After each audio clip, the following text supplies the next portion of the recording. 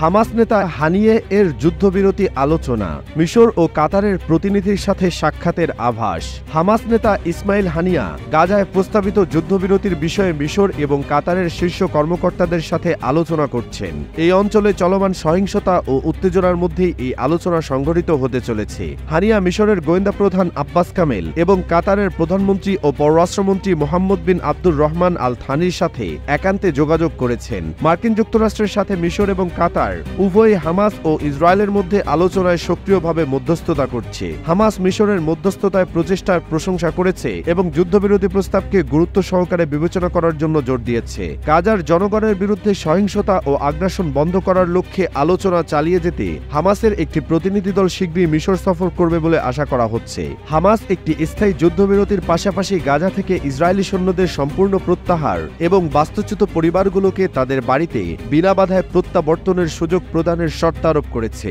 অন্যদিকে ইসরায়েল যুদ্ধবিরতির প্রস্তাবকে 40 দিনের জন্য যুদ্ধে সাময়িক বিরতি এবং বন্দীদের বিনিময়ে অন্তর্ভুক্ত করেছে, যা হামাস মনে করে যথেষ্ট নয়। মিশর যুদ্ধবিরতির জন্য চেষ্টা চালিয়ে যাচ্ছে এবং গাজায় চলমান ইসরায়েলি হামলা সত্ত্বেও আলোচনার সুবিধার্থে নতুন করে প্রচেষ্টা চালিয়ে যাচ্ছে। ইসরায়েলের প্রধানমন্ত্রী বেঞ্জামিন নেতানিয়াহু গাজায় স্থলসেনা পাঠানোর হুমকি দেওয়ায় পরিস্থিতি অনিশ্চিত হয়ে পড়ে। সহিংসতার ফলে এখনো পর্যন্ত এই অঞ্চলে উল্লেখযোগ্য পরিমাণ মানুষ প্রাণ হারিয়েছে ও বাস্তুচ্যুত হয়েছে।